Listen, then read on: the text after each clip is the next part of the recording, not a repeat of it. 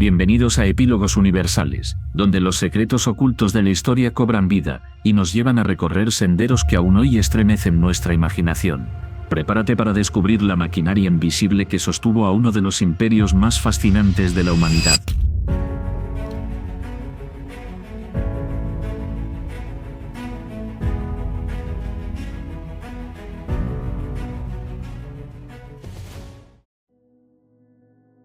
Imagina por un instante un mundo sin teléfonos, sin internet, sin cartas siquiera, un mundo donde los mensajes debían cruzar cordilleras, desiertos y selvas. Ese mundo existió, y en él, los incas levantaron una red de comunicaciones tan vasta y eficiente que rivaliza con los sistemas más avanzados de la actualidad. Una red que no se trazó en mapas de papel, sino en senderos de montaña, en la memoria de hombres veloces, y en las cuerdas misteriosas de los quipus. En cada rincón del Tahuantinsuyo, ese imperio que abarcaba desde Colombia hasta Chile, latía un sistema que convertía montañas en puentes y distancias en segundos. Un entramado digno de leyenda. Y en el corazón de esa red se encontraban los chasquis, mensajeros que corrían día y noche, llevando órdenes, noticias y secretos a través de los Andes. Ellos eran la sangre que mantenía vivo el cuerpo del imperio. Pero, ¿cómo podían mantener semejante precisión y rapidez sin escritura, sin caballos y sin ruedas? Aquí comienza el viaje. El secreto de la velocidad y eficiencia de los chasquis no estaba solo en sus piernas, sino en la infraestructura monumental que los incas levantaron. El Capac Hernán, la gran red de caminos inca, se extendía por más de 30.000 kilómetros, atravesando abismos, selvas, desiertos y cumbres nevadas. Era mucho más que un sendero, era una obra maestra de ingeniería que unía 4 mundos en un solo imperio. Cada tramo estaba pensado con precisión: escaleras talladas en roca, puentes colgantes de fibras vegetales, calzadas reforzadas con piedra y hasta túneles cavados en la montaña. No había obstáculo natural que detuviera la ambición de los incas. Para cada mensajero, los caminos eran una autopista sagrada, diseñada no solo para transportar mensajes, sino también para mover ejércitos, productos y hasta la voluntad del inca mismo. En los puntos estratégicos, las tambos, pequeñas estaciones, ofrecían descanso, comida y reemplazo de corredores. Así, los mensajes nunca se detenían. Mientras uno se agotaba, otro tomaba la posta y seguía adelante. Era un sistema vivo, en constante movimiento, donde el relevo era la clave del éxito. El Capac Hernán no solo fue una red de caminos, fue el esqueleto que dio forma al imperio, uniendo culturas, territorios y destinos en un latido común. En el corazón de la red de comunicaciones inca se encontraban los chasquis, los mensajeros a pie que llevaban la palabra del inca más rápido que el viento. No eran simples corredores, eran atletas de élite, entrenados desde jóvenes para resistir las alturas, el frío y el agotamiento. Un solo error podía significar el colapso de un mensaje vital para el imperio. Los chasquis no viajaban solos en largas distancias, funcionaban en relevos, corriendo de tambo en tambo. Apenas uno llegaba, entregaba el mensaje, ya fuera un quipu, un objeto simbólico, o palabras memorizadas al siguiente corredor, quien emprendía la marcha sin perder un instante. Así, un mensaje podía recorrer cientos de kilómetros en cuestión de horas, algo impensable en otros imperios sin caballos ni ruedas. Además, los chasquis llevaban consigo el pututu, una concha marina que usaban como trompeta para anunciar su llegada. El sonido resonaba entre montañas, avisando a la siguiente posta que un relevo estaba por comenzar. En este sistema, cada corredor era como un eslabón de hierro en una cadena indestructible. Los chasquis eran la arteria viva del Tahuantinsuyo, héroes anónimos cuya velocidad sostenía la grandeza del imperio. En un imperio sin escritura alfabética, los incas encontraron una forma única de registrar y transmitir información: los quipus. A simple vista parecían cuerdas con nudos, pero en realidad eran una tecnología de memoria y cálculo tan avanzada que aún hoy sorprende a los expertos. Cada quipu estaba formado por un cordón principal, del que colgaban otros más pequeños, y en ellos se hacían nudos en posiciones específicas.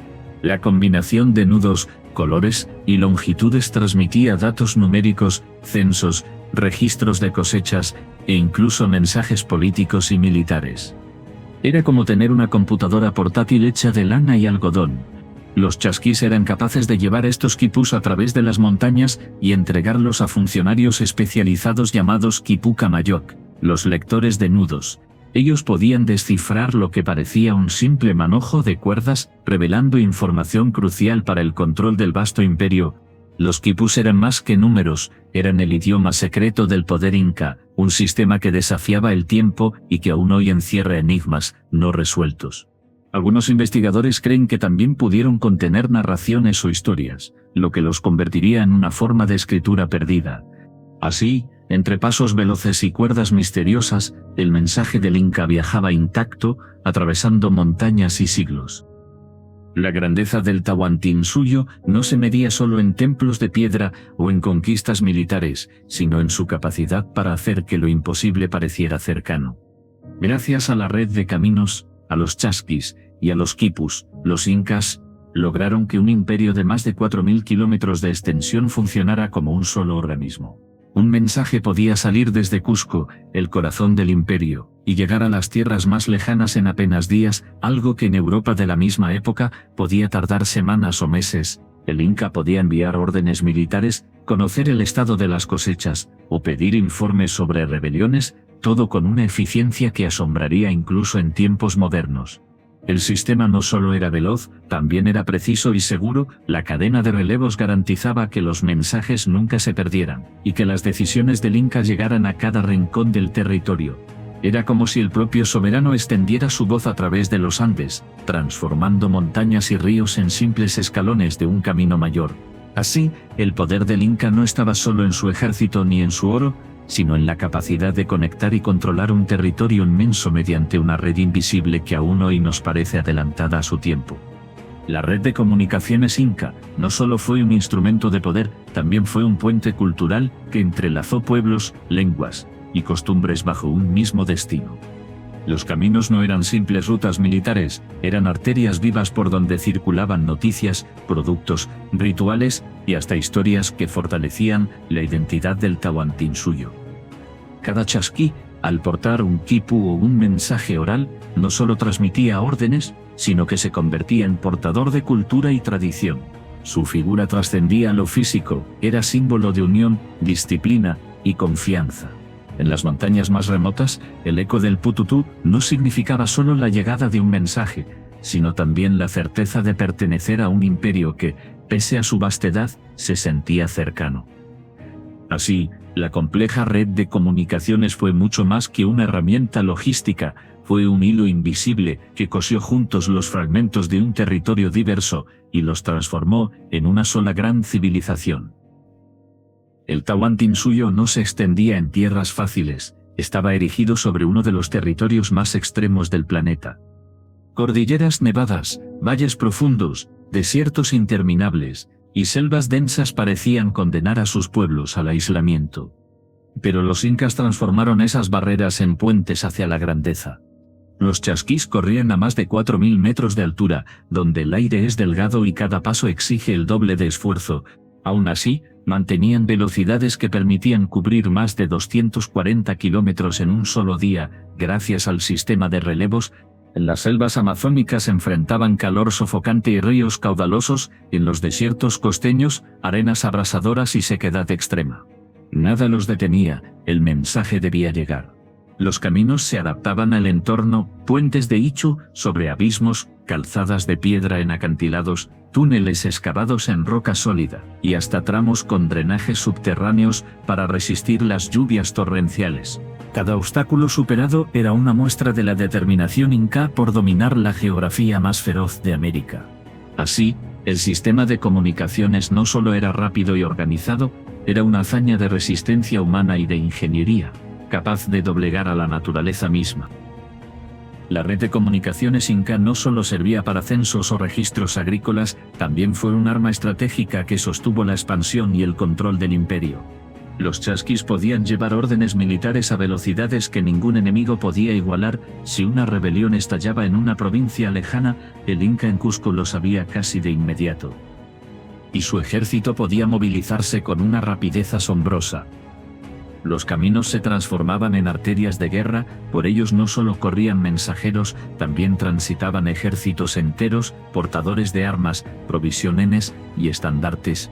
Los quipus transmitían reportes de tropas, inventarios de alimentos y hasta conteos de armas disponibles. Cada nudo representaba la fuerza invisible que sostenía al Tahuantinsuyo. Gracias a este sistema, los incas podían anticiparse a las amenazas, sofocar rebeliones y consolidar su autoridad sobre pueblos recién conquistados. La red de chasquís, caminos y quipus no era solo logística, era el nervio militar del imperio, un telégrafo humano que aseguraba la obediencia en un territorio tan vasto como diverso. En cada batalla ganada, en cada rebelión sofocada, resonaba el eco de un pututú, y la velocidad de un corredor que convirtió la distancia en poder. Durante siglos, el sistema de caminos, chasquís y quipus mantuvo unido al vasto Tahuantinsuyo. Pero entonces llegaron los conquistadores españoles, y con ellos, el inicio del ocaso. Los europeos, con caballos, armas de fuego y nuevas formas de comunicación, vieron con asombro la red que sostenía el imperio. Supieron de inmediato que para quebrar al Inca había que romper ese tejido invisible que conectaba a su gente. Los chasquis fueron perseguidos, los caminos controlados y muchos quipus destruidos por considerarlos objetos paganos. Sin embargo, el eco de los pututus siguió resonando en las montañas durante los primeros años de la conquista, como un grito de resistencia que intentaba mantener vivo el latido del imperio. Con la caída de Cusco y el desmantelamiento de las instituciones incas, aquella red que había convertido montañas en puentes se fue desvaneciendo lentamente. Lo que antes era una autopista viva de mensajes y órdenes, se convirtió en un vestigio silencioso. Pero sus huellas quedaron grabadas en la piedra, en los senderos y en las historias que aún cuentan los pueblos andinos. El ocaso no borró la memoria, solo la escondió, esperando a ser redescubierta siglos después. La red de comunicaciones inca puede haberse apagado con la llegada de los conquistadores, pero su eco sigue vibrando en los Andes y en la memoria de la humanidad. Los caminos del Capaqueñán aún sobreviven, serpenteando entre montañas y valles como cicatrices sagradas del tiempo.